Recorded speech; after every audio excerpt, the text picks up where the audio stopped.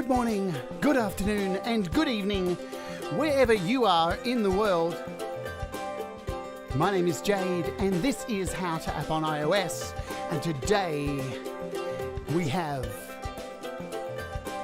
DaFingaz, Marcus Manderson, and it's going to be super cool. Glad you all can join us.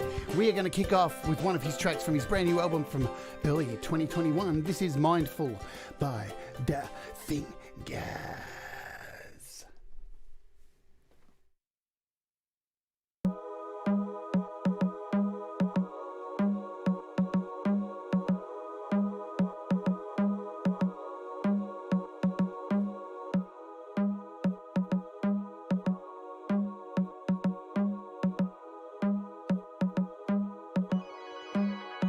The fingers on the beat.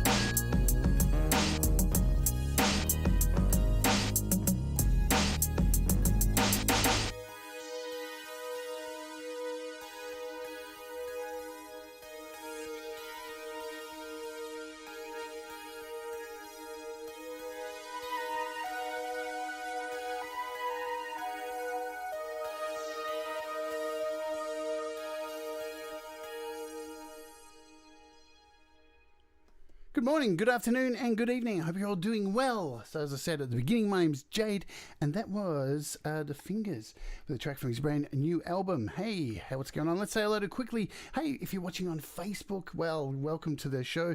You can come over here and join us at youtube.com/Jade Starr, or you can head over to the website at howtoaponios.com and watch the show live in the browser. Hello to all our friends that are watching on Twitch at twitch.tv/howtoaponios. Also, I am glad you could all join us. I've been looking forward to this interview for a while now. A quick hello to people who are here in the chat. Joshua, paying to get, Ivan Idea, who else is here? Synth Widow, Russ. Scrolling down, let's quickly run through some people. Patrick from the GarageBand Users Guide, Doctor's Orders. I got the effect in. There we go. Who else is here? Cy, effing good to see you. Doug from the Sound Test Room, hello to you. And let's get down.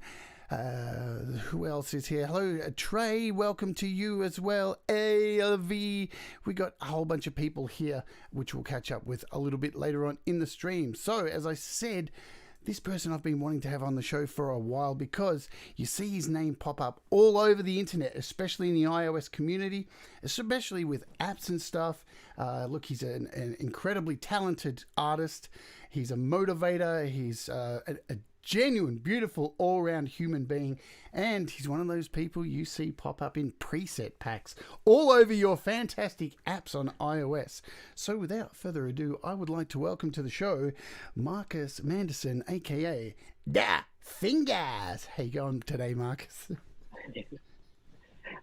Thanks, Jade. First, thank you for having me. This has been a long time coming. Been following you for years since I've been in the iOS production space. So I definitely appreciate this.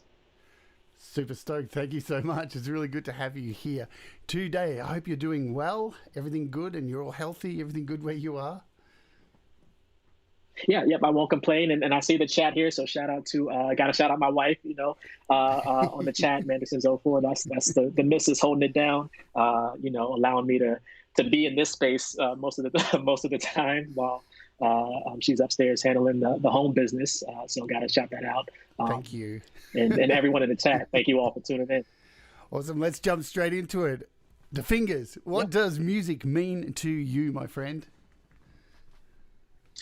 Music is everything because it's to me, it's like a universal language. You can be anywhere in the world, and you might not speak the language or know the customs, but if I can find a piano, out there somewhere, all of a sudden there's sort of a connection there. Or you listen to a radio anywhere in the world, and you hear just different types of music. Music also highlights a lot of the celebrations. Or even sad moments. It highlights a lot of the impactful moments in our lives, whether it be weddings or birthdays. Happy birthdays is sung at almost every birthday party, some iteration of it. And of course, other types of celebrations. You have music around holidays. Also, I played in church, so we had music in church. So it's music is everywhere, and you really can't escape it. Sometimes I think it's a language that we should be speaking instead of English because of all the garbage that comes from English. We seem to be at each other's throats with English or, whatever other spoken word. But music just seems to be the thing that, I don't know, binds us together. It's like the Force, really. It is. It's definitely like the Force we had. And it's like I said, it's that universal language. You can almost get into a conversation with anyone about music.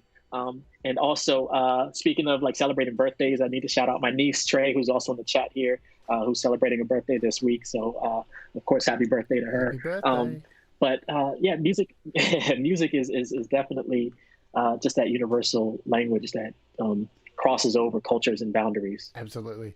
Do you remember the music that was played in your household when you were growing up? And who were? And who was it? My mom. Yeah, so I had a mixture of two sort of main genres. My mom always had like gospel music playing, especially in the mornings. And my dad is Jamaican, so he always has like Jamaican, like Buju Banton, Capleton, Perez Hammond playing. So it's almost like a melody of two different sounds and genres. So on the hand, like Shirley Caesar and James Cleveland, and then you have these, Bob Marley and the Wailers playing, and just hearing that, in the household, sort of influences to the point now where I'm making music that has a lot of those influences in there, gospel and reggae and dancehall. Yeah, that was going to be my next question. Has it influenced you? I know some of the music that I grew up with definitely didn't influence me. Well, I love it. I can hear it and remember it. Grease was one of the albums that my sister played religiously, but I don't play that music, but I could sing every word of it. So, it's certainly not a part of my repertoire. I think that if you grew up in a household with sort of music playing, I think one of two things will happen. Either you will love that music, and if you end up doing something in music, you will gravitate towards it, or you will probably despise it because you heard it every day, and you'll just try to stay away from it as much as possible, and that'll be the genres you stay away from. So you might be on that latter end of that. No, see, I secretly like Grease. Don't tell anybody. There you go. Even Grease too. Oh God, now I'm in trouble. What was the first album that you purchased or was given to you? Do you recall? I don't know, because I really never owned much albums. And a lot of times it was, Uh,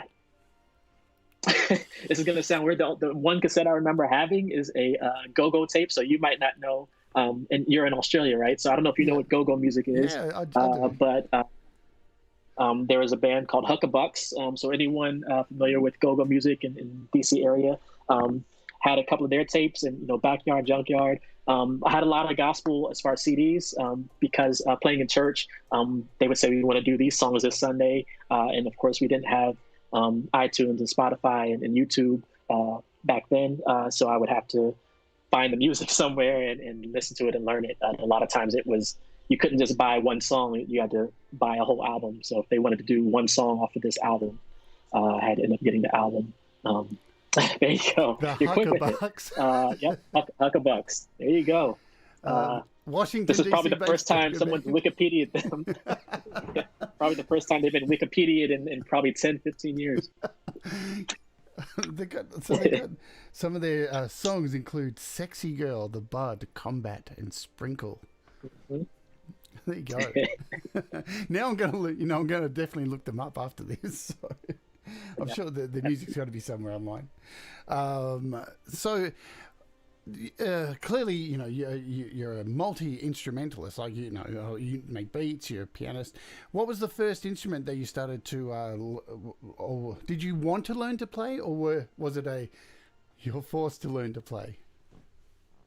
I want to say it was a little bit of both. So Right. my mom had me in piano lessons, and I believe I have 3 sisters and 1 brother, and I believe she put most of us in piano lessons, and I sort of stuck with it, and ended up going to school here in Virginia, James Madison University, to study music industry, and piano was my instrument there, and then ended up going to Full Sail University for a master's to study entertainment business. So always been, once I was in the piano lessons at a young age, sort of stuck with it, learning from people at the church, and then learning more about sort of the discipline of playing and performing in school, because a lot of times starting with the lessons, it was really more of, it's learning some of the basics, but it was really more, especially with the church music, it was hearing a song and playing it by ear.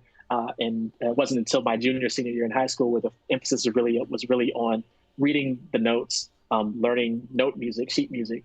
And then I really had to hustle hard the first year in college, because I'm trying to catch up learning this classical repertoire with people who have been doing classical music since they were 5 or 6 years old.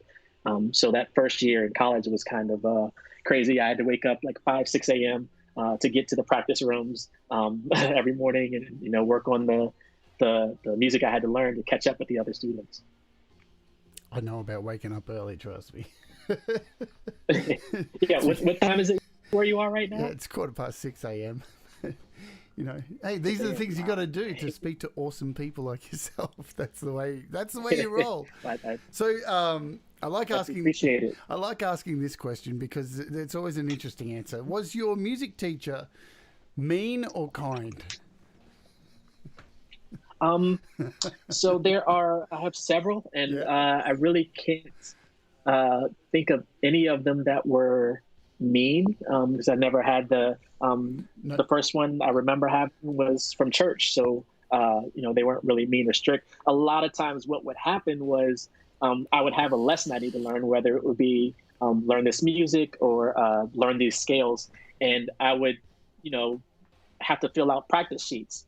And I would do maybe 15 minutes of learning the scale, and then I would get tired of it and just start doing my own thing. So that was a lot of my practice, which serves me well now. A lot of times it's just making up stuff off the top of my head. But no teachers, whether it was in school or out of school, just private lessons, none of them were mean. They were just really emphasizing to focus on what I had to focus on, either for that class or for that lesson. Yeah, my first singing teacher threw a bin at me. I'll never forget it. At the time, I hated her for it. Oh, no, but now I look back and I thank her for it, because it snapped me into reality. So it made me the singer I am today. Yeah. Never any of that. None of those stories. Nobody throwing like pennies in a bucket every time they hear a wrong note or something. Nothing like that. No mad balls. No one coming in with a mad ball and smacking over their hands with it. That's good. Was piano your primary object instrument that you learned, or is there anything else that you picked up along the way, like, or had lessons for? So lessons for, not specifically, but picked up. In high school, I was in the band, and piano wasn't really, unless you were in a jazz band, we did have a jazz band, but I wasn't part of that. But in the band, I played percussion. So it was a sort of a logical step because, and it wasn't like bass and snare, it was the mallet percussion. So for those that don't know what mallet percussions are, percussion instruments, those are like your xylophones, your marimbas, vibraphones, things like that. And the player has, 2 sticks.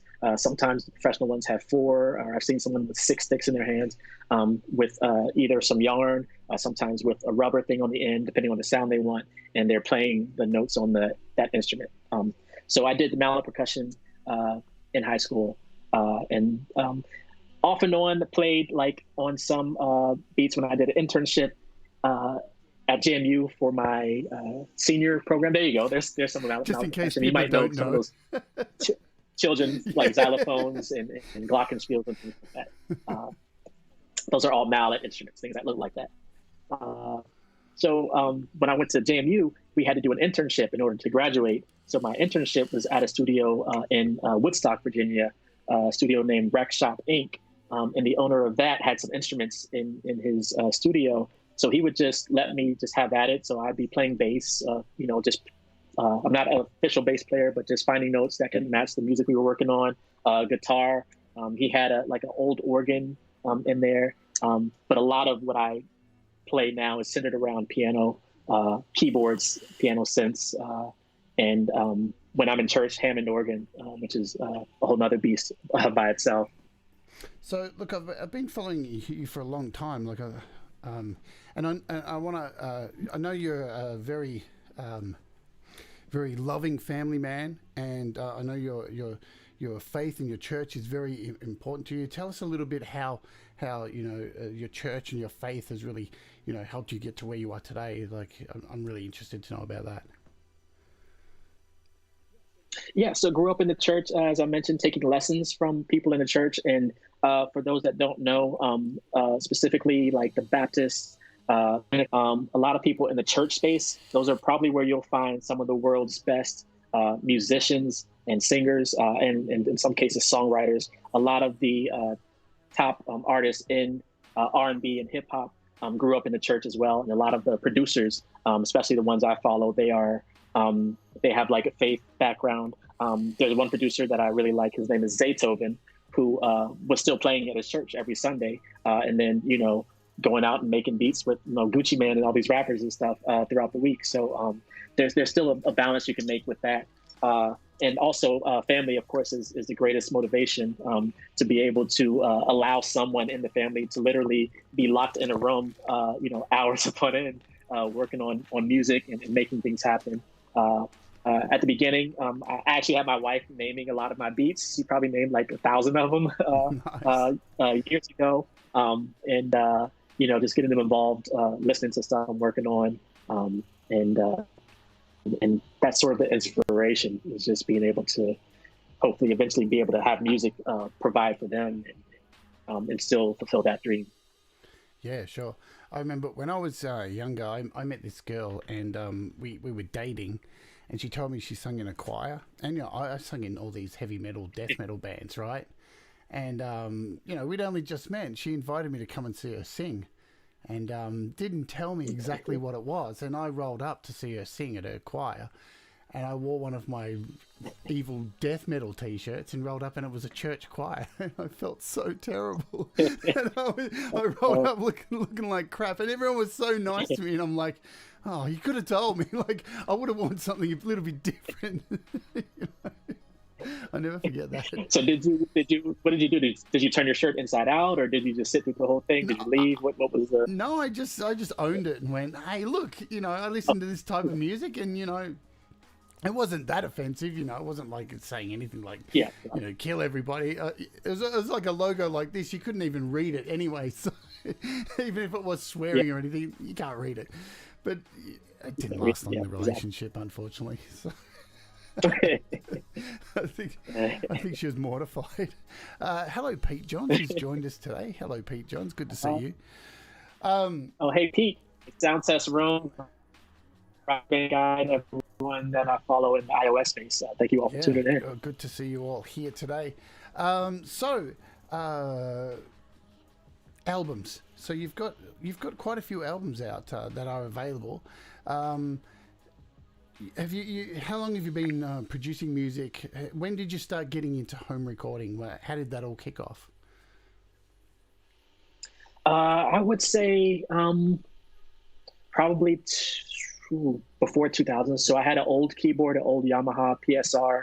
I want to say 750, where the sort of the young ones on here might not know what this is, but the songs that I made, the beats I made on there, were stored on a hard disk, 3.5 hard disk, and you put the disk in the keyboard and you could save and store. So I had sort of a bucket of disks of instrumentals I made. A lot of times I was sort of starting out doing what I would hear on the radio, just remaking those beats. Yep, that's similar to that right there. They're still at my mom's house in the studio there. So I was making beats on that, and a lot of times I was just recreating what I heard on the radio. Like it was one thing I remember specifically was like Master P, It Ain't My Fault. I remade that beat on this old PSR keyboard, and what I would do is in choir rehearsal, I would play these beats that that the kid, because it's usually like a youth choir, there's a lot of young people in the choir, and everything that they're listening to on the radio.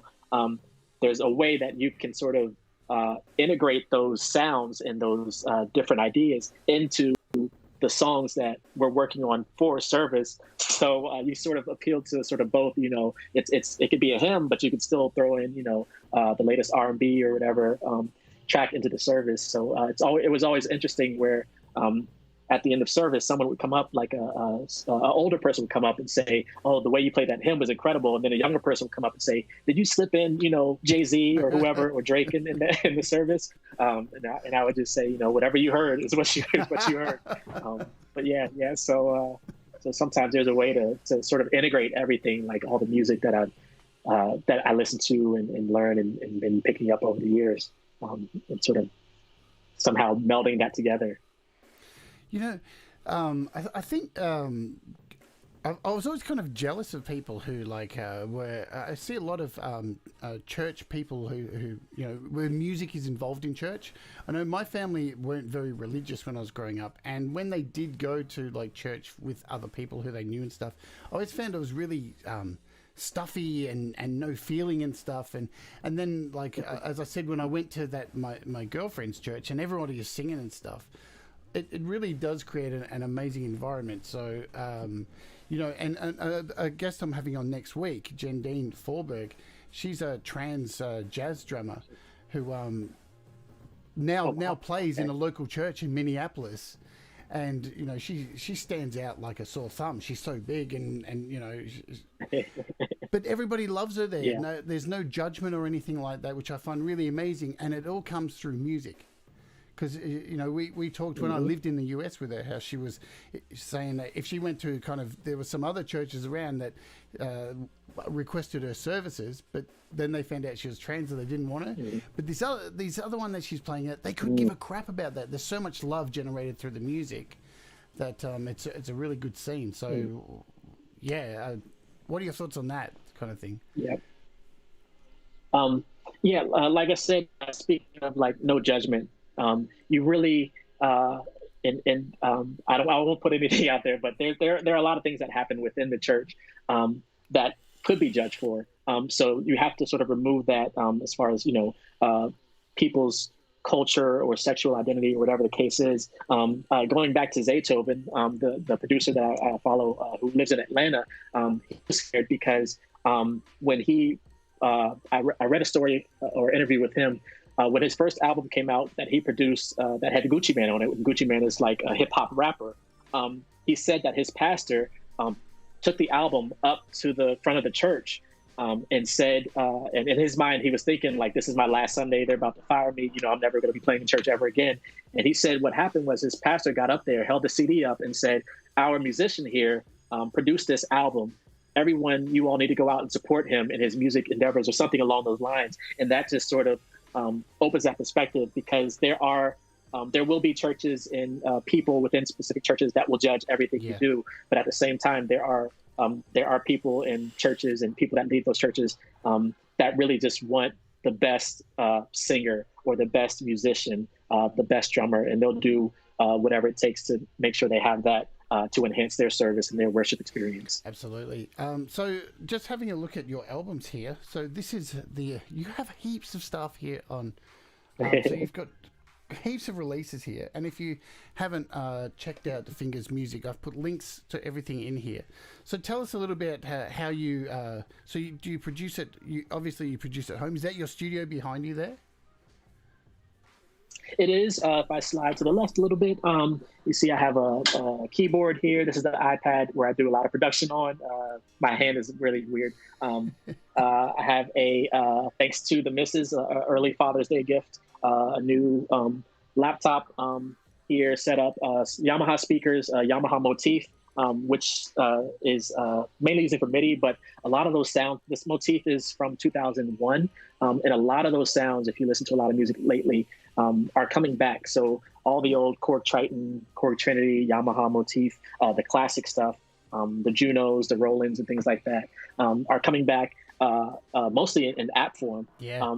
But yeah, I make most of my music either in this room or on this iPad in the bed, which is upstairs. And that setup is basically an iPad, some headphones, and I have a IK Multimedia iRig Keys IO 25, which is like a 2-octave keyboard, which I also believe was another, I want to say Father's Day or a gift years ago. So that's the sort of portable setup. Thanks, family. And usually when we go out, if we're going on, thanks, family. Yeah, gotta love the family for keeping, feeding the musical beast. That's awesome. When we go traveling, a lot of times, it's just the iPad, so I don't have to bring this whole setup. It's iPad and headphones, and I'm making music like on a plane or in the hotel room. And a lot of times if we're going somewhere, it's like, okay, let me make some music every day and then maybe make that an album, the vacation to Hawaii beats or whatever the case is, and just release that on DistroKid. So a lot of the albums are not really thematic, but they are just ideas that I might put together. Some of them are thematic. Like I have the Christmas, ambient Christmas one. I have the Fingaz Beats for Drake, which is another series that I'm starting where there are artists that I really want to work with. So what I'll do is create music for that specific artist and just make it an album and just put it out on social media, the DistroKid, and release it to Spotify, Apple Music, all the platforms. And then I can connect to these artists or their, a lot of times you can't get to the artists, but they're the people around them, just by posting links on social media and tagging them, say, hey, I did this. Or if the opportunity comes up, whether it's a year, 2 years from now, where Drake's like, what do you got for me? And I'm in the studio with him, I see that in my vision. I can be like, look, I did this album for you 2 years ago. You might like one of these beats, or you might like them all, or you might not like any of them. He's just like, let's just start from scratch. But at least there's something there. So that's sort of the concept with a lot of those albums. On January 1st of this year, I sat down and made, I want to say 5 or 6 just instrumentals all that day, and just released that as like, I think I called it New Year's. It was called Trappy New Year. So it was mostly trap music, like hip hop, I think a little bit of drill stuff. But so those 5 were all made on January 1st, 2021. Awesome. So I don't want to assume ever, but I kind of am assuming. But before the iPad, so were you making music using, clearly you have a computer there, so you're making music on computer before that? And how have you, how do you feel about this whole going from computers to iOS? Because me and Pete, we've talked about this quite a fair bit. How you come across those people who you say, I make all my music on an iPad, and they go, right, sure you do, yeah, right. Have you come across these people like who are, you know, doubting Thomases about iOS? How's it been? So I guess what I'm asking, how's it been from the jump to, you know, PC to iPad, and how's the experience been? And, you know, do you think it's the way to go making music going forward? Yeah, so the journey for me really was that floppy disk era, having a bunch of floppy disks, saving from that, moving up. Eventually, while going to school, they supplied a laptop with software, and it was, I want to say it was Pro Tools at the time. So I learned Pro Tools, was using Pro Tools for about 12 years, specifically at work, where I work. And then at home, I was mainly using the Motif, saving things on a smart media card on this keyboard here, which is a small card, which probably had about 38 megabytes, maybe, not gigabytes, not terabytes, megabytes, very small, but you made do with what you had to make things work, with the space we had. So saving to there, and then eventually moving to GarageBand, moved from Pro Tools to GarageBand because at the time where I was working, they shut the studio down, and I was looking at Pro Tools, but there were so many pricing options that it was very confusing as far as subscription and licensing and things. So I just used GarageBand because I had it and it was free. It was already on the device. And in that time, I also started learning about iPad production from HennyThaBizness on his YouTube page. He would go out with his family.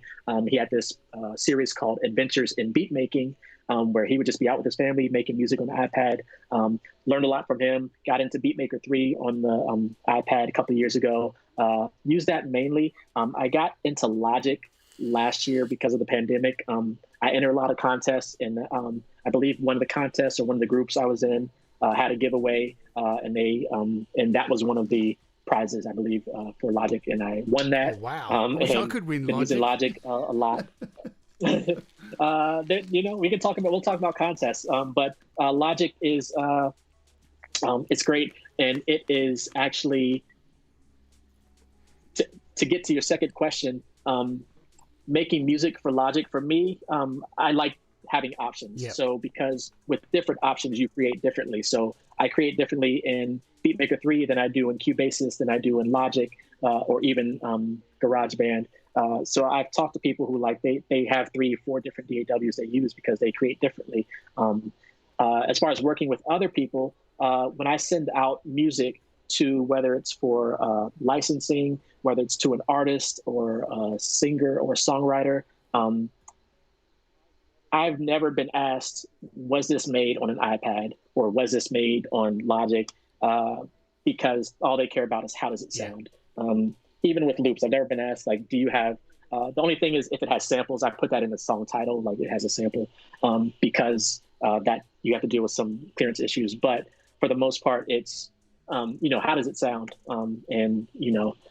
I don't think anyone's going to ask, was this created on iPad? Now, once things become big, people talk about it all the time. Yes, I made this song on the iPad, or I made this beat on the iPhone, or whatever the case is. It's out, but and I've seen some of those articles. But I haven't had people they underestimate what you can do on the iPad, but I've never had anyone say, why are you using the iPad? Yeah. But they sort of underestimate this, more like, I didn't know you could do that on the iPad, not just iPad, iPhone also. For example, I was making beats on the iPhone long before I had an iPad. If you remember, iZotope was, for me, they were one of the first companies to make music production apps on the iPhone, and they had a bunch of apps called iDrum, which was a series of apps that came out in 2008 or 9 or 10 or whatever the iPhone came out. It was really quick. And they actually had a contest years ago when it first came out, almost 10, 11 years ago, where if you made music with these apps, you could win some of their gear. So I actually spent a month. My commute into work is about an hour and a half, 2 hours one way. So I spent a month going into these apps and making music on these apps. Every day I had one piece of music that I made in the app, and I uploaded it to SoundCloud. I think it still might be on SoundCloud. You have to go back a long way. But I made music using this iDrum app and sent it to iZotope every day. And I don't know if I won the contest, but at the end of it, I got an email from someone there, and they were like, here are like a bunch of licenses for, at the time it was like RX2 and like Ozone 1, like the first or second version of everything. But it was all these apps that they had. And yeah, so iPhone music production, I think, there's always been people interested. So iZotope was one of them. And then if you sort of go into the archives of some of those old apps, even if you go back and look at your purchased apps from 10 years ago, if you had an iPhone then, see what apps you were buying and see what sort of pops up, because you'll be surprised at how much we could do even then with the technology. Yeah, look, I realized I got my first iPhone.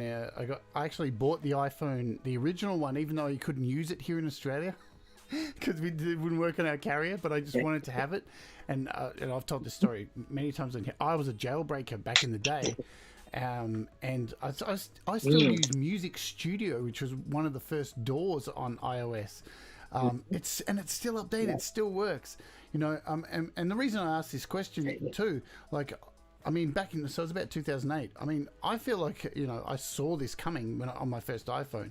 Like, it just seemed like this was the way we were heading, you know, with creating anything on the slab of glass, you know, and it's moving so quick now. But it's just amazing to. Sometimes I sit there holding this slab of glass in my hand, just going, I can't believe this. I can't believe I'm touching this and manipulating stuff. Yeah.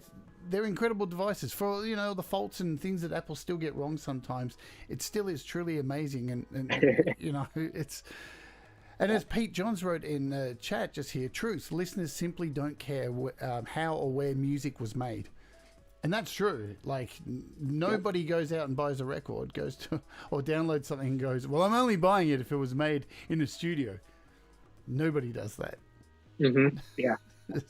Yeah. And I heard that a lot in sort of the schooling I had. And one piece I missed out was sort of another, so I had James Madison University, Full Sail University, but in between that was also Omega Studios, which is a studio here in Maryland, in Rockville, Maryland, where I got the Pro Tools certification, Omega Recording Studios. And a lot of those programs, one thing you hear day in and day out is that no one's going to listen to a record. And at the time, it wasn't necessarily based around what was it made on, but they won't listen to it and say, oh, did they use this? What kind of microphone is that? That sounds like a Neumann or a Shure or whatever microphone. I think Pete mentioned, like, not that nobody cares, but nobody cares, maybe except like us.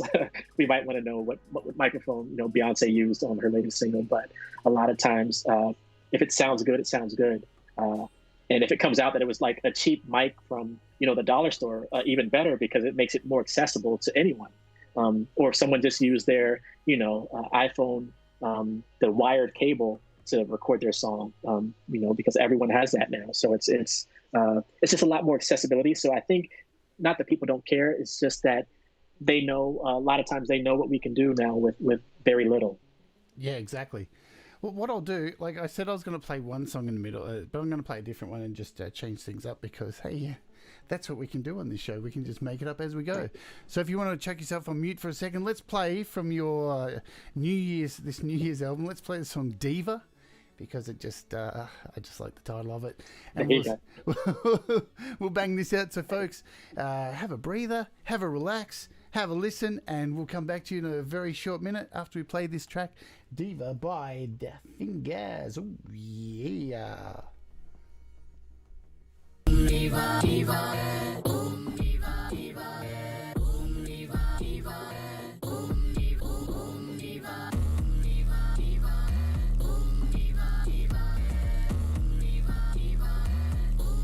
and the fingers on the beat.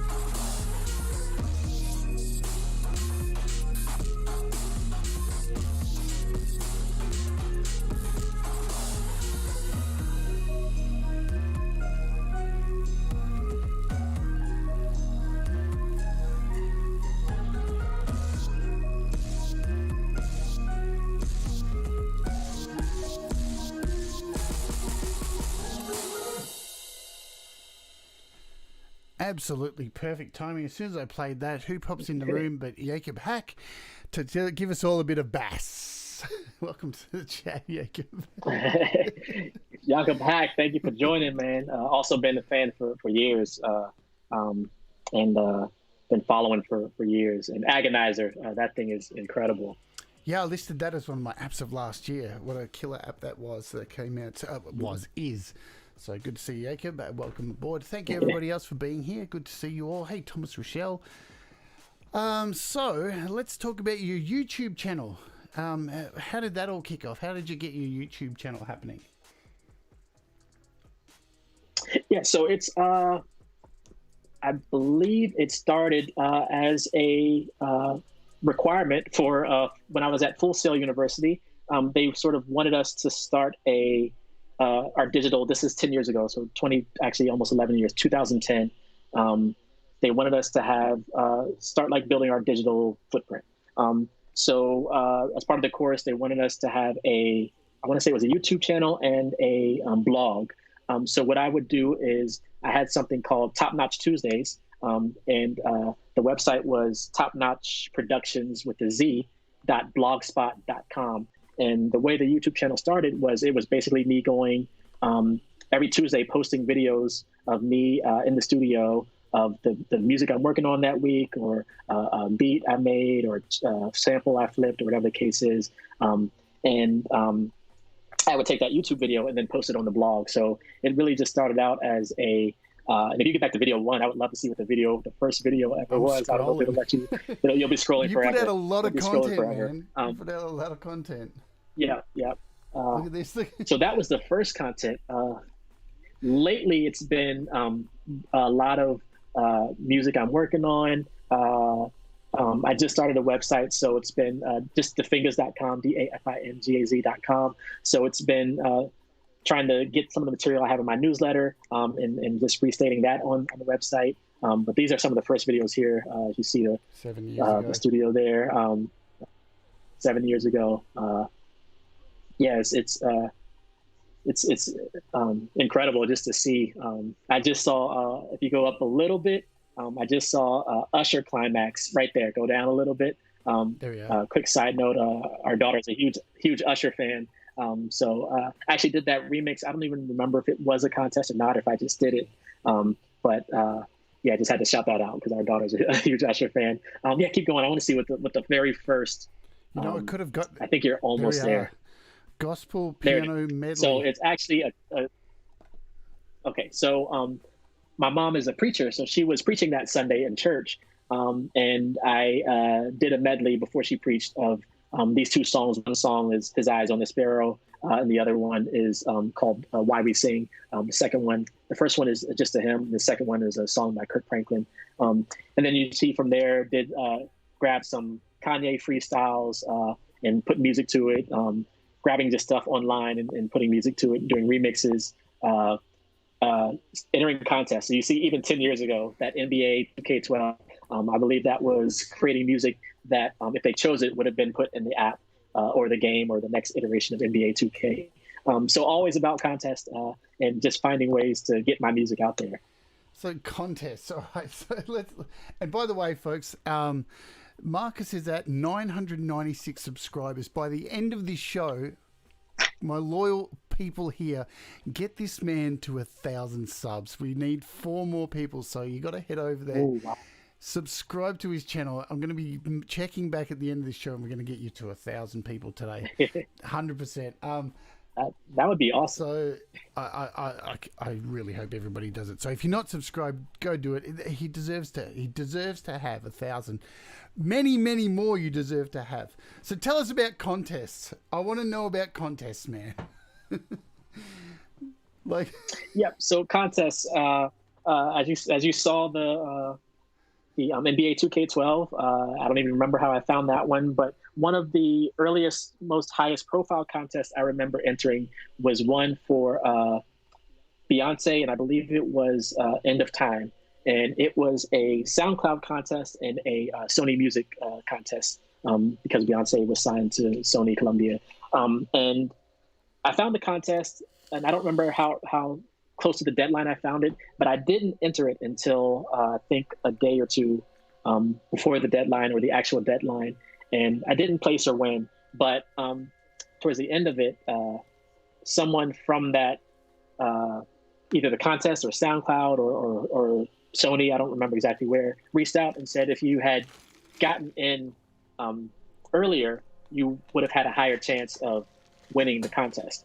And I was like, okay, so like from that moment on, like the contests that I enter, a lot of times I'm entering them as soon as possible. Sometimes not a lot, not always, but definitely last year during the pandemic, I was finding all these contests, entering them. But for, as you saw, for 10 years, if not longer, I've been finding and entering contests and winning a lot of them. A lot of the gear I have in my studio is from contests. And it helped me build connections with like artists and other producers and the people hosting these contests.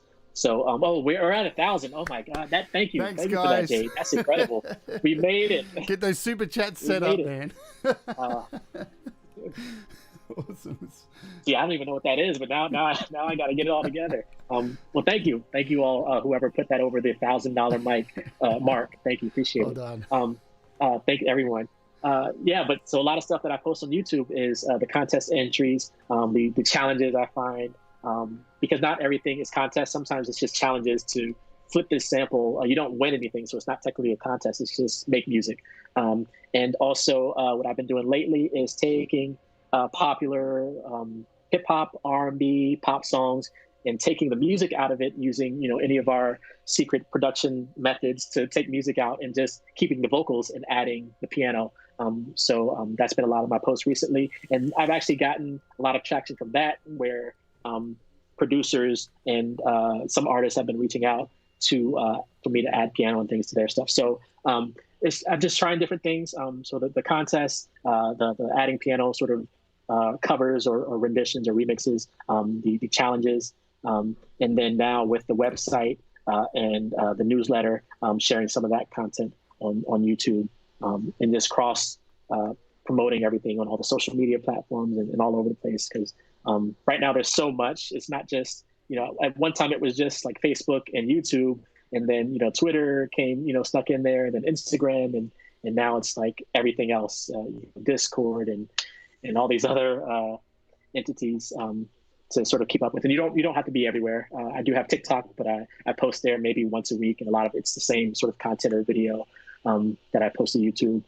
So there's just so much platforms that you can't really keep up with it all unless you have like that team or dedicated personnel to do all those posts. And a lot of times I don't want to be everywhere. So the focus, a lot lately, my focus has been Instagram, Twitter, and Facebook.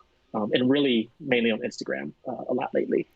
Yeah, as they keep including more and more of these things, it gets incredibly hard to keep up with them all, But why I asked about the contest too? I mean, you can apply it to everything. I think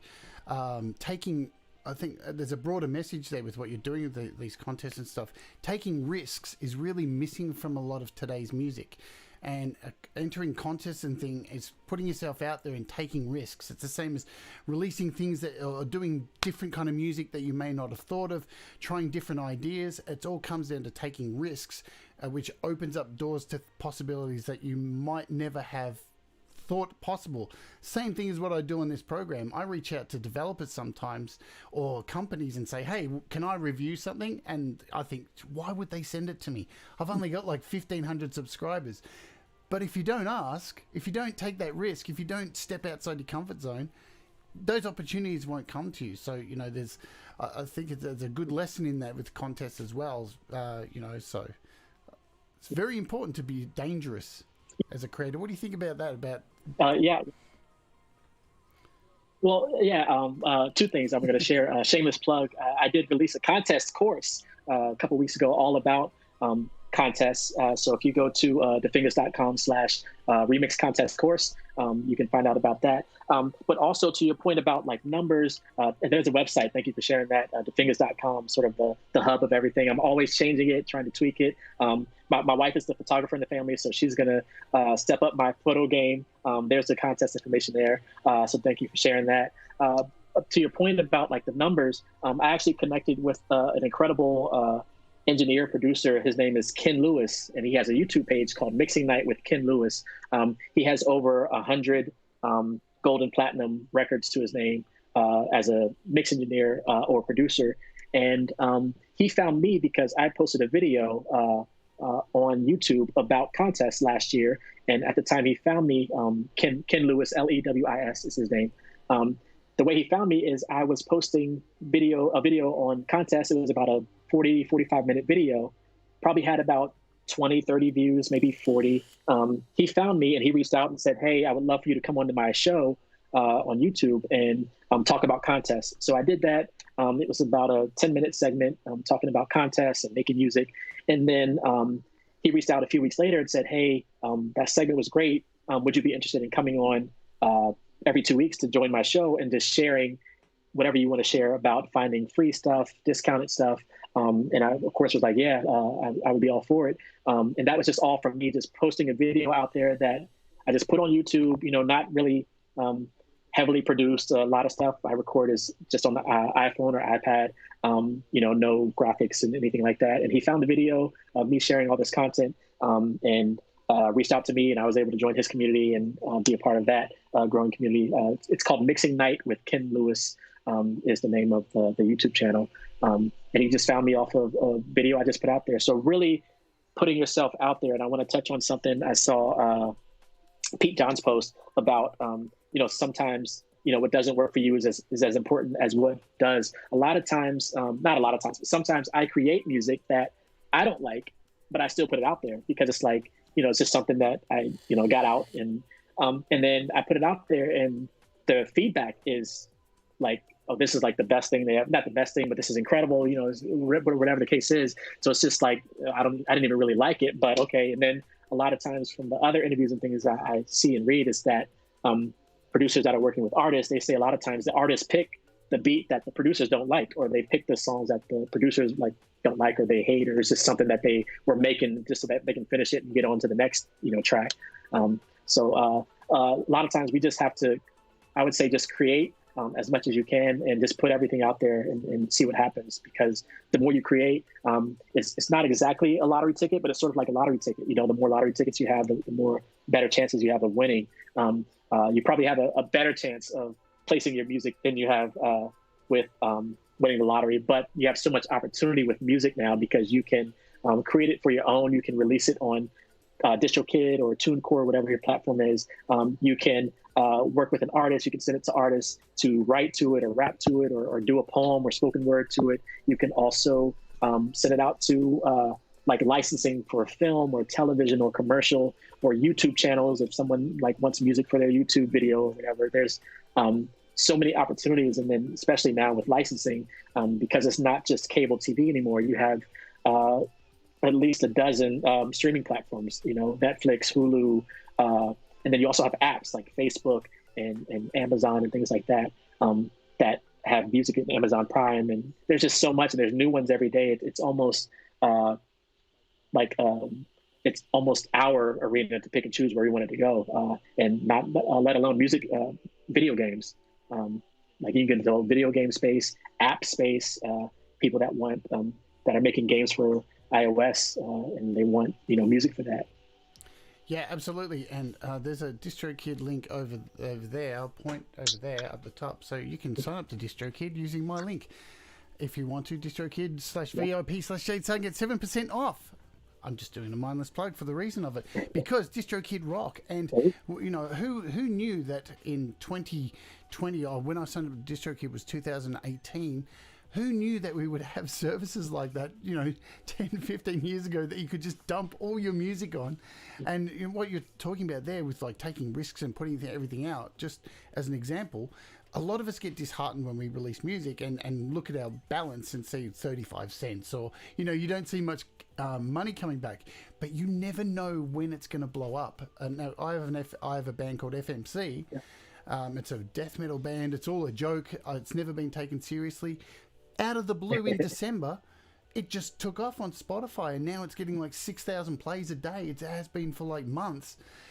and it's just making money. And I didn't do anything, but somebody heard it, and it just took off. So you really never know when something's going to take off like that. So by putting all your stuff out as much as you can, if you obsess over it too and go, why aren't I making anything from it? Just keep plugging away and keep trying different things. Things will pay off. Yep. It's like relationships, I think, Marcus. The minute you stop chasing love, you find love. The minute you stop obsessing over how much money or how many streams you're getting, somebody starts listening to it. What do you think of that? And shout out to Sayan for tuning in. He's also part of the Mixing Night community, Sam. But yeah, I like that analogy.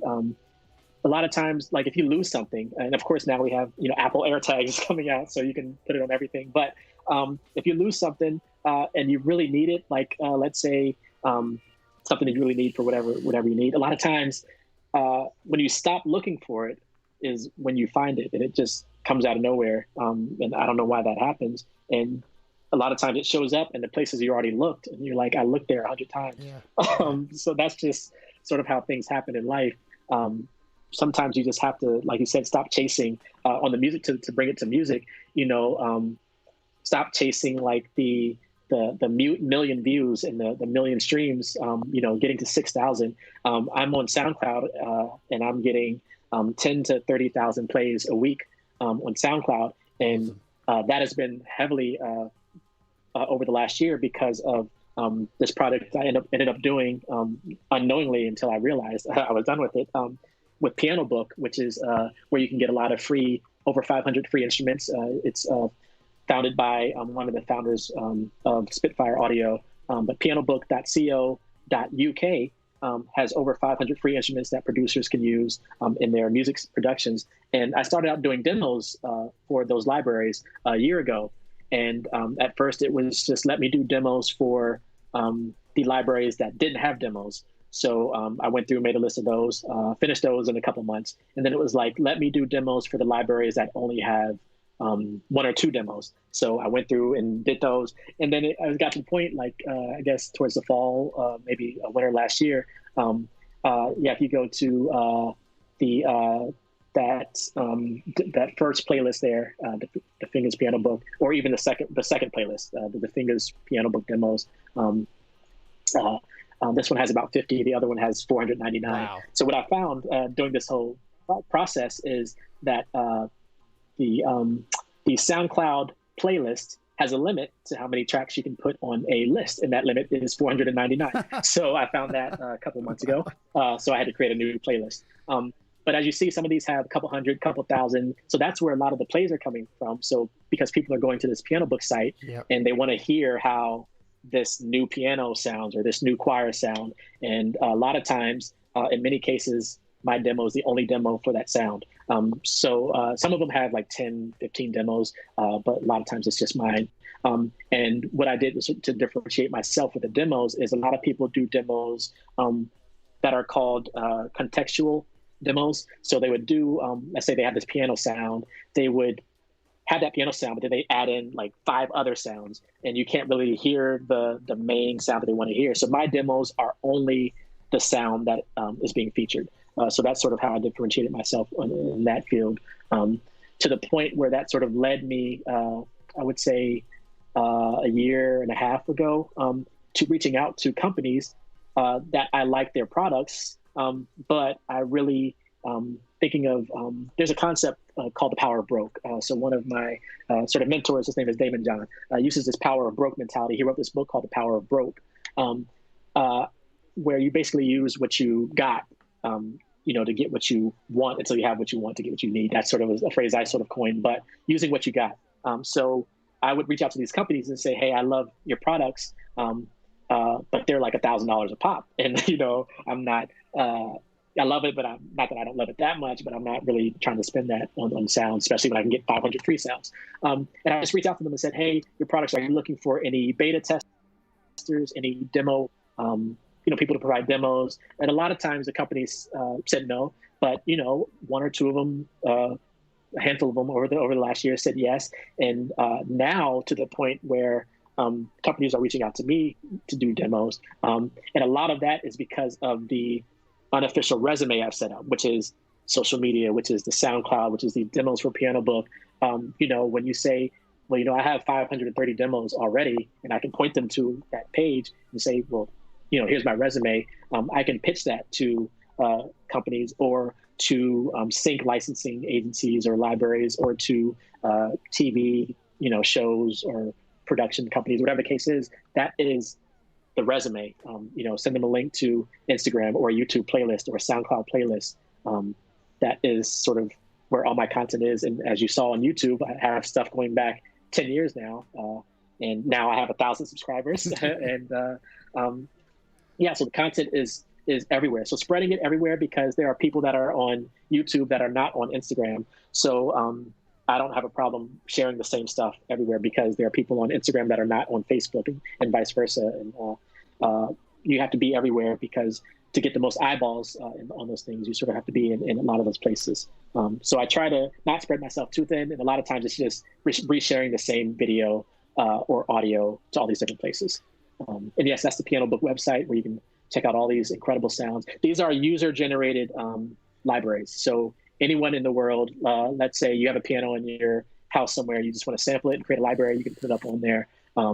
So these are all crowdsourced. You put it up there for free and people can download it and use it. You can literally take all the sounds here and not all of them, you can find sounds that you want and score a movie or add it to your pop or hip hop productions. One other thing I'll add is that I think they're going in now and formatting a lot of these libraries so that they are in decent sampler format. And what that means is you can start taking them into your iPad. Yep, exactly. You can take these sounds and use them on your iPad in decent sampler, which is this app here by Decidedly, I think is the name of the company. So you can find a decent sample format on the Pianobook website. You can even go to Safari on your iPad to the Pianobook website, download it to Files app, and then import it directly into Decent Sampler and have those sounds available to use there. So it's just incredible, like how things are sort of melding together. Yeah, I did a show on Decent Sampler recently and showed how to actually go in and grab the files from Pianobook, and you can see I've got a few in here. Like I've got like this Church Steinway and a whole lot of stuff, and it works wonderful. Yep. Like, yeah, so another great app and another great website. So there's a website there if you're unaware of it, folks. It is pianobook.co.uk, and you can always go back. If I remember, I can put a link up the top here and to the video where I looked at Decent Sampler, and you can go ahead and do that. I probably will forget, but I'll do my best to remember. So I want to know a little bit. You want to tell us a little bit about your brand new website what you've just launched? What's happening here with your website? Yeah, so it's just launched literally 2 weeks ago. So it was part of it was because I've had my material spread across all these different platforms. Instagram, Facebook, YouTube, which is great. But at any given moment, those platforms can flip a switch and turn it off. They probably won't because they're making billions of dollars a day. But if they want to, they can either be shut down or flip their switch off. And I wanted to have a place that I could call home. So DaFingaz.com, I'm still building it out. But DaFingaz.com is the website.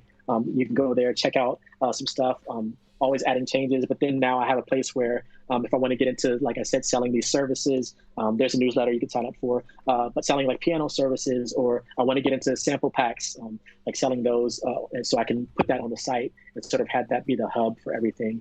And that's sort of the impetus. And what's great about the site I'm using, which is called Kajabi, is that it allows you to have a website, a blog, a newsletter. You can run courses on it. So I really wanted a one-stop shop to have all of these sort of things, these platforms, because you can do that with a bunch of different ones, but it's a lot more convenient. And one of the reasons why people pay for things is for convenience. So that convenience factor is really big for the website, where I can have all this built into one platform and not have to remember 5 different logins and things like that for different platforms. It's just all built into this Kajabi. I'll tell you what, you're going to need to kill that pop-up that comes up. Yeah, see that. So that's the thing. Twice in a minute. When people go there, let's see. See if it comes up again. I'm trying to see if it's going to happen here.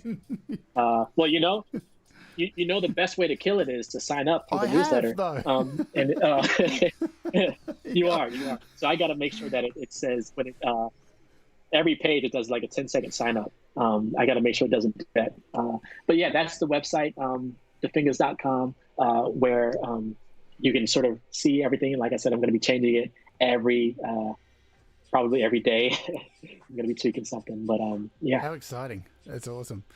So yeah, there's another one. Here it is. So it's like it's a game.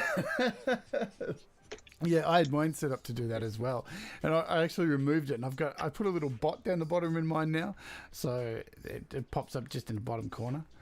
Mm-hmm. All right, so I want to ask you about some apps. First, before we jump in, some of the apps that you use on iOS. Before we jump into that, how do you go about? I'm curious to know, because look, a lot of us who use apps, and this show's about apps. I always see your name pop up in apps with presets. So do the developers, are they coming to you for these, or is it just you're reaching out to them? How have you got to this position where you are nearly in every app that I see? So very similar to the desktop apps, where I was reaching out a couple of years ago to the desktop app companies, saying, hey, I can do a demo or beta test.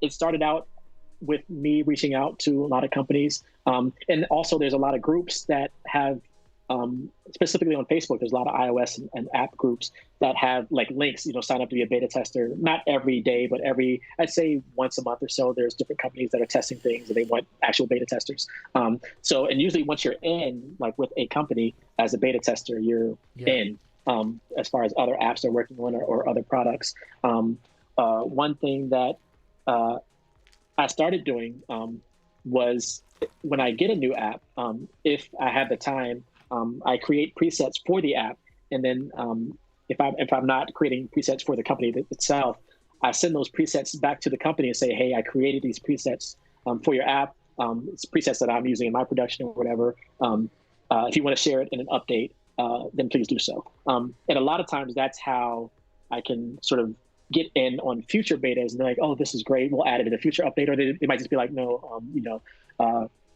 and then a lot of it is just being part of these iOS communities. HennyThaBizness reached out last fall, and for those who don't know who HennyThaBizness is, incredible producer who's worked with Chris Brown and Lil Wayne. He iOS producer, a professor at Morehouse. So he reached out, him and his business partner, Kennard Garrett, were working on House Mark I, and they were reaching out to iOS creators to work on this app. So they reached out to me and said, hey, we would love to get some beta testers on this app, and we'll have a chat about it. So I was like, cool. So they sent the app, I beta tested it. First day I made about 20, 30 presets, sent it to them, and they're like, this is awesome. But we don't want to have all the presets. So they're like, pick one. I was like, oh man, but they're all great. So I had to pick one preset to be in the official release. But just connecting with them because like coming full circle, because I've been following HennyThaBizness literally for a couple of years. And he got me into producing on Beatmaker 3 and just connecting with him on Instagram and online to being able to test, an app that he was building. And also to build even further with that connection, getting him as a special guest on the Ken Lewis, Mixing Night with Ken Lewis show.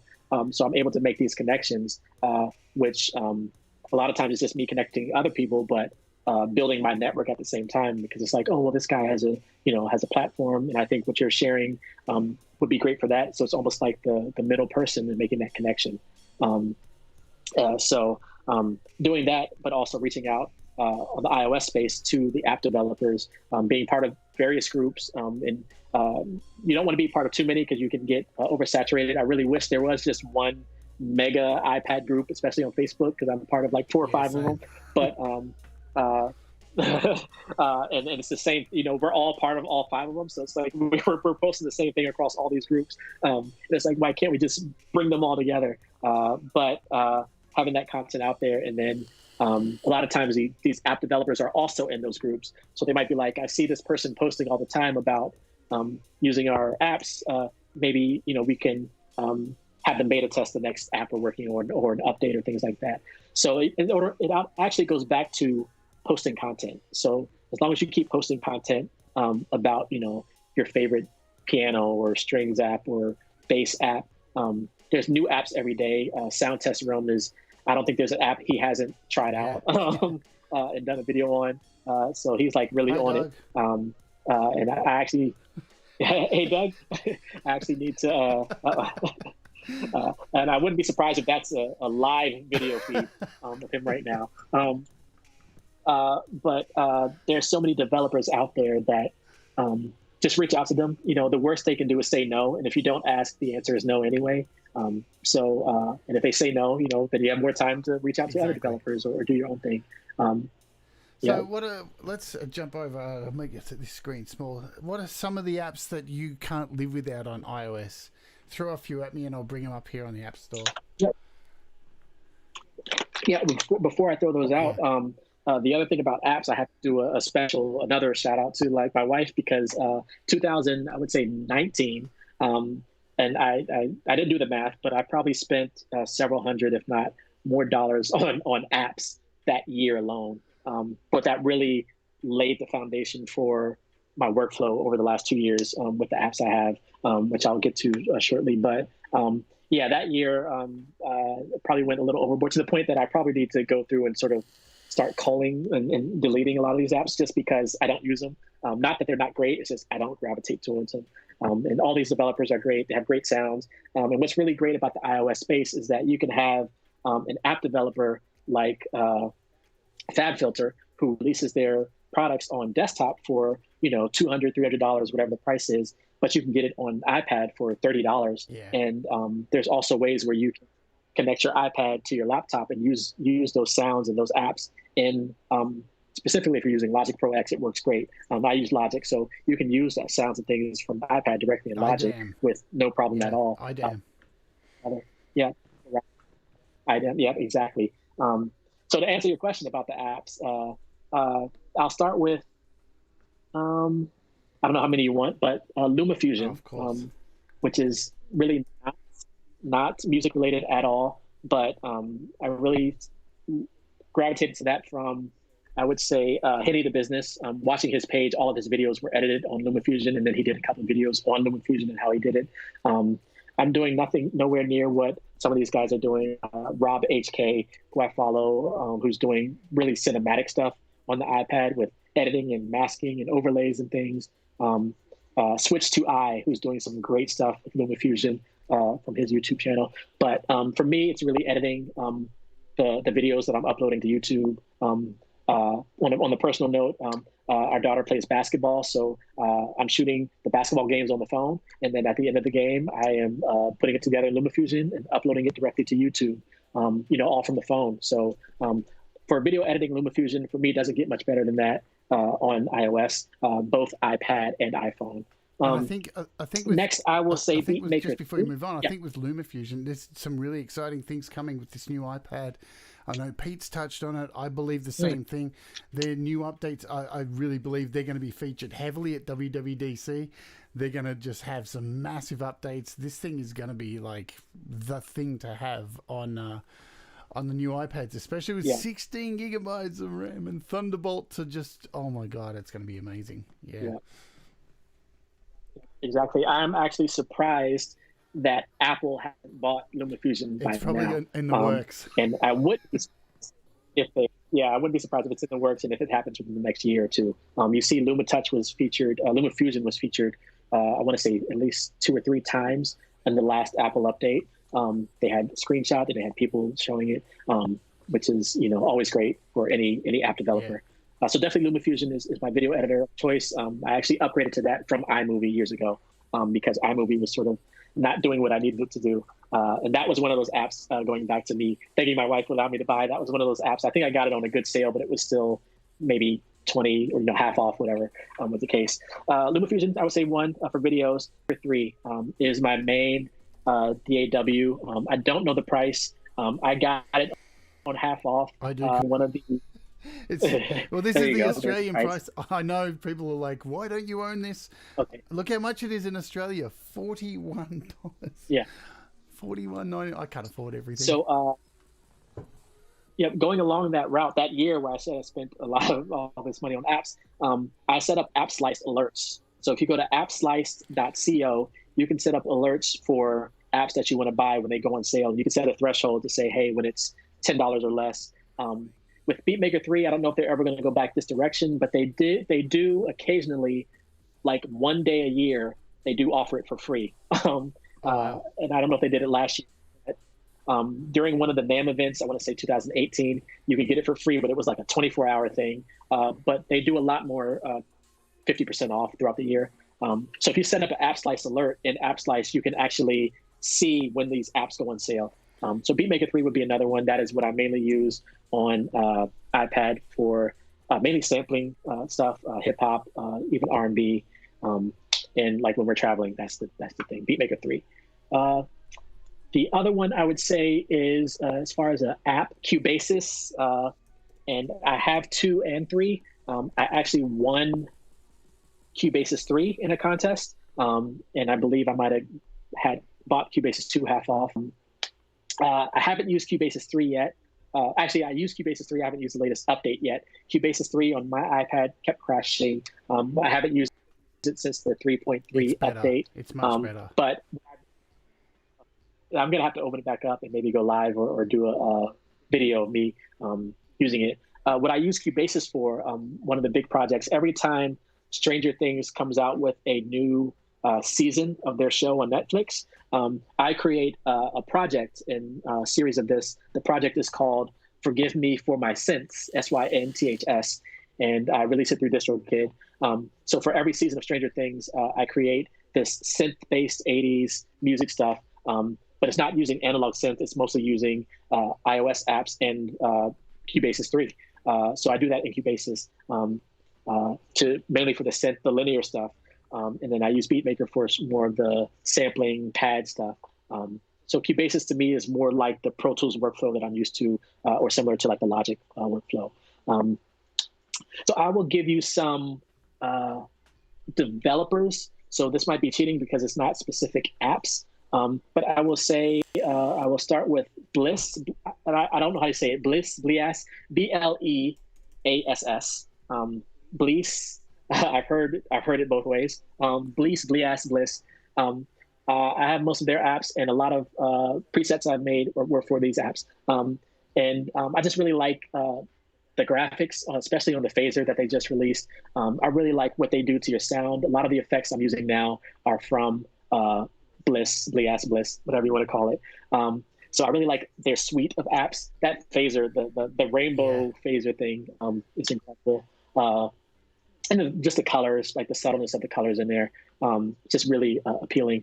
So Bleass, one of them. FAC, Fred Anton Corvest, another one who I actually connected with a while ago when I first got into iPad production. And he asked me to like beta test some apps, and I was just like, these are awesome. So I practically use Transient on everything, and Maximizer, especially on my drums. But a lot of his stuff, I don't know if it'll show up as FAC or Fred Anton Corvest, or if you just type in FAC Transient and see if that'll take you down the sort of the rabbit hole. But his stuff is, there you go.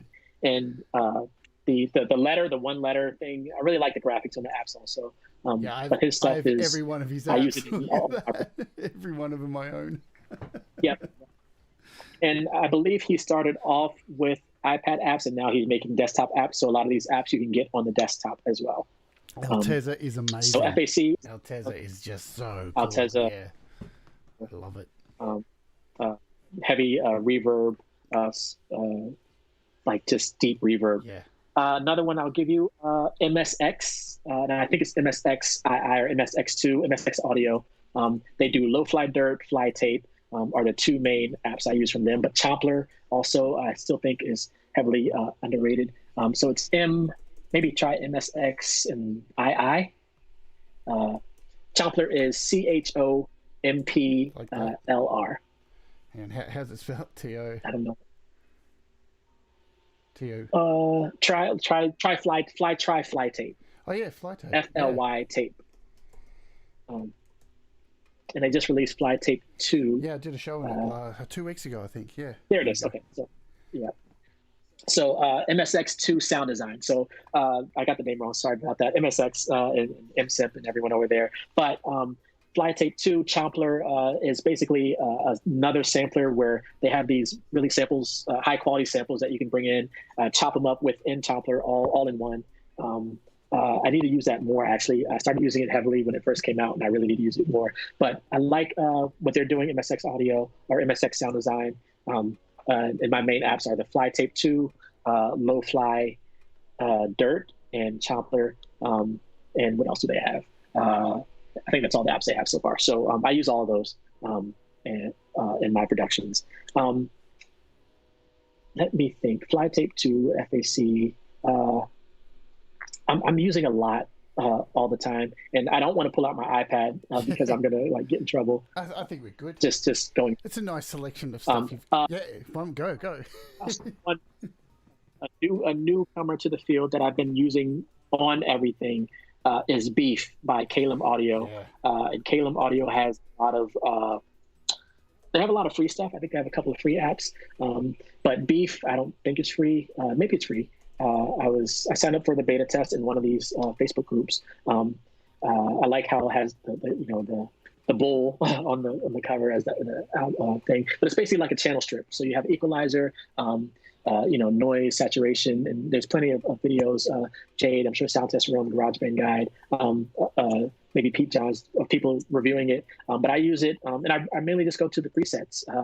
My favorite drum preset is Protein Drummer on there. I like some of the 808 presets. I haven't gotten to creating my own yet, but I'll probably get in there and start creating some eventually. Yeah, usually on my drums, I'm going in there and I'm tossing that Protein Drummer on there and just tweaking the sounds. And as you see, there are some artist presets already from some colleagues you may know. Ali Ahmed, who runs the Beat community on Facebook. Yep. GarageBand Guide, Abe McCree, Kavinsky, Jamie Mallender, Nutrix, Reaper, and Venus Theory. All these great people to follow in the iOS space.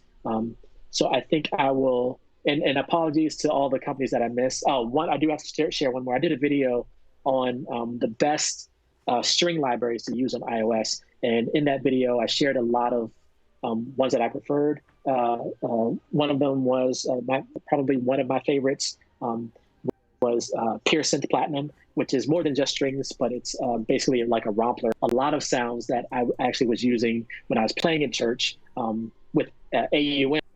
I would use Pure Synth and have like my a MIDI keyboard using the sounds with this Platinum, Pure Synth Platinum. And just having different sound modules loaded up. But the string sounds in there are incredible. Yeah. They also have some great synth sounds and things like that. Really all of their sounds. If you just, had to get sort of one all-in-one type thing, I would suggest that. Another company, Gospel Musicians in general is a great company. Another company that I will say that I really like for strings, and they actually came out after I did my strings video, and it's probably my new favorite for solo strings, is Audio Modeling and they do SWAM, the SWAM series.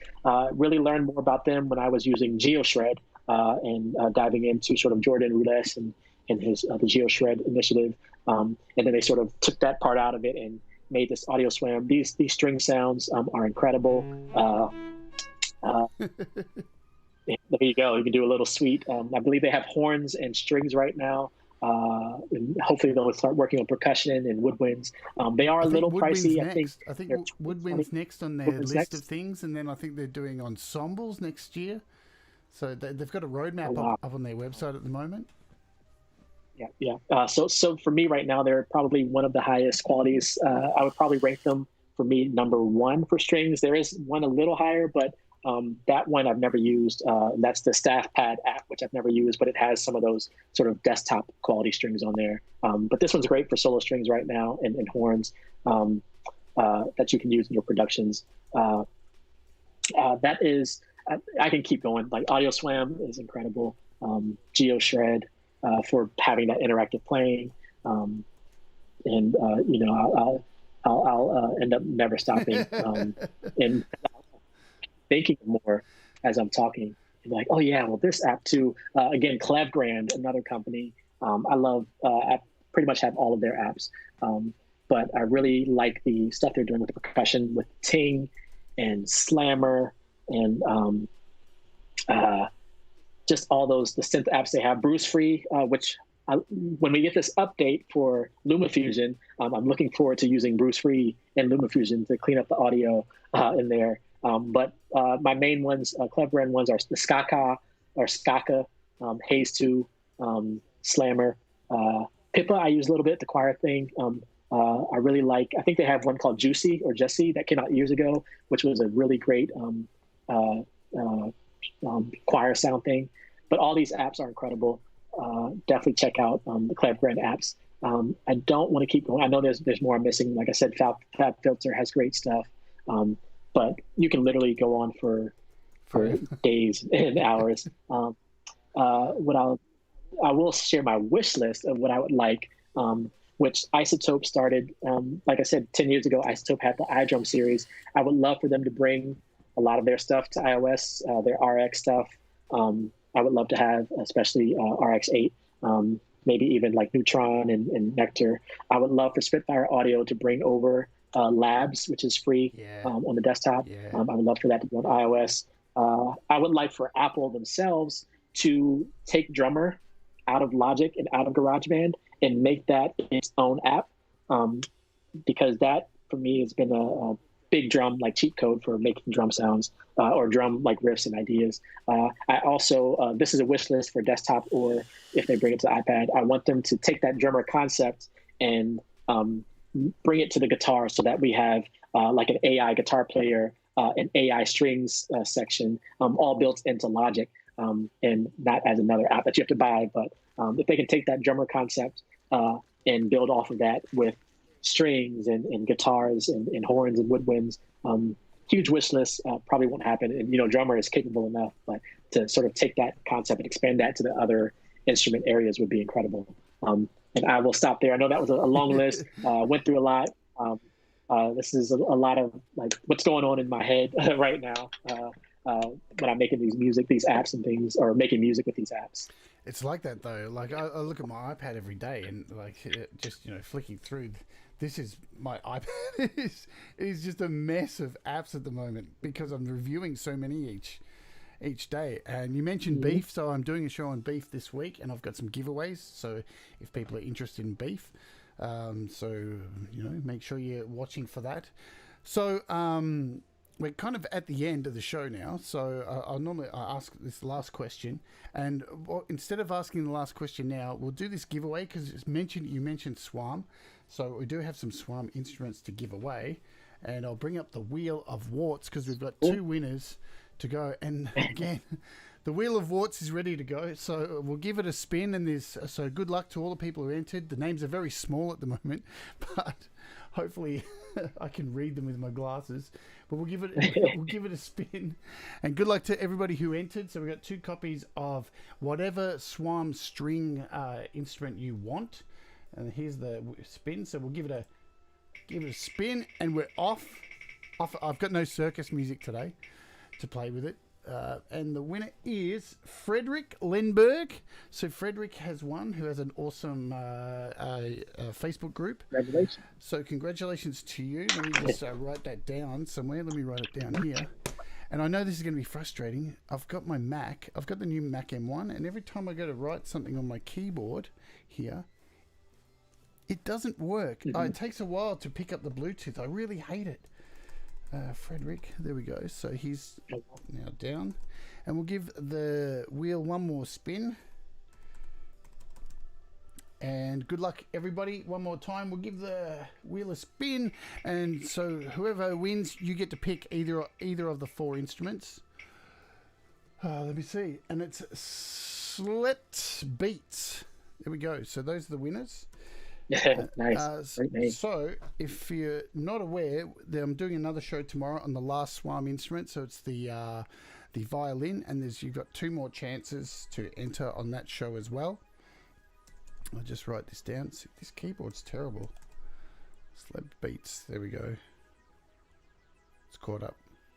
Cool.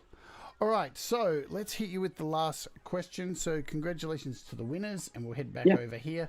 Last question I ask everybody who comes on the show, and it's disappeared. There it is. If somebody was considering becoming creative, when would you suggest for them to start? Okay. Before I answer that, I want to ask you to do something. If you go to, you got me to over 1,000 subscribers today, so mark this day in history. If you go to my website, DaFingaz.com/Jade Starr, JadeStarr. If everyone watching this and those who watch the recording, if you can go there, check out the site, and then also you'll get that pop up. I got to change that, but sign up for the email list. I will actually send you as a gift for signing up a guide to the remix contest that I mentioned earlier. 6 steps to sort of how to find these contests, which is sort of a really paired, scaled down version of what I go over in the course. But go to DaFingaz.com/Jade Starr, JadeStarr. Here's the site here. Join the newsletter, and then I will send you a 6-step guide to remix contest as a gift, and a thank you to Jade for allowing me to get over 1,000 subscribers. My pleasure. If you can run that question by me one more time. Yeah, sure. If somebody was considering becoming creative, when would you suggest for them to start? So I don't know if you remember when you went to my my website on the blog, the very first post I had, and also the very first newsletter I sent out was the best time to start. And you might have heard this. It's attributed to a Chinese proverb, but it says the best time to plant a tree was 20 years ago. The second best time is now. There's that pop up. So really, right now, actually, it's the if you go to the post next to that on the right, that's the first post. So the best time to start is now. So really, a lot of times we get into our own heads. We don't have the device we need. I was waiting for, maybe you need a camera so you can go live, or you need some microphone, but it's like you have a phone that has a camera, microphone, everything's built into that.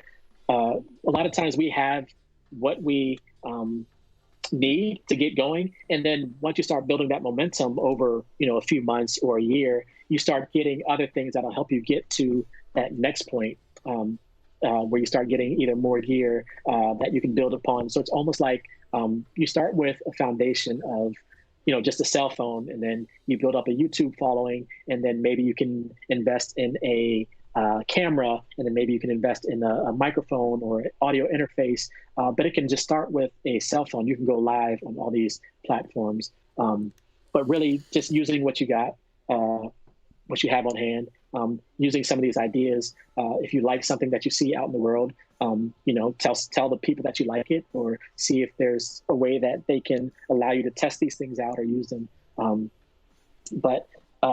The best time to start is now. There's no excuses. I keep saying this. I started a website a couple of weeks ago, and there are, however many billions of websites out there.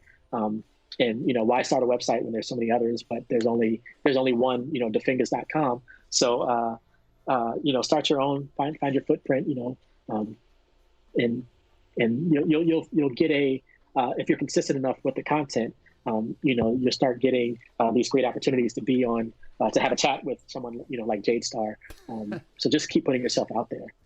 I don't think that's a bonus, but no, look, I fully agree with you. I started this channel 11 months ago and never had any idea it'd be as much fun and have so many great people around me, and get to talk to great people like yourself. And I've had so many amazing artists on here that I couldn't wish for anything better.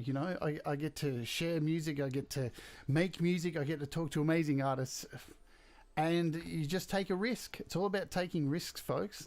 Don't be scared. Step off that ledge and do it. But I want to thank you so much for coming on the show. It's been a long time coming. I want to thank you for your positivity, your input that you put into the iOS community, for the music community.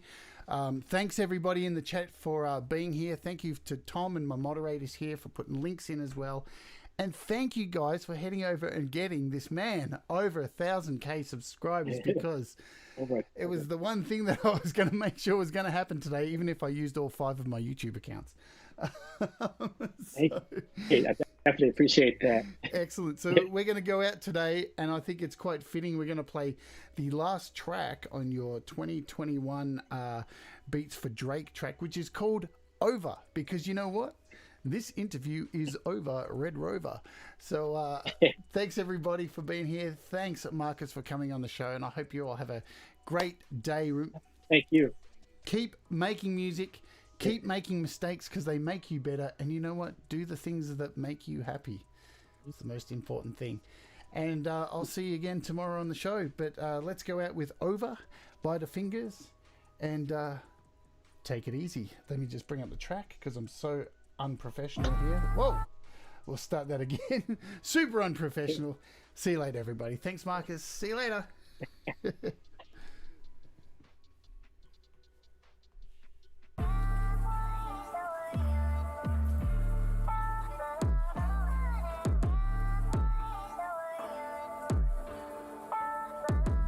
fingers on the beat.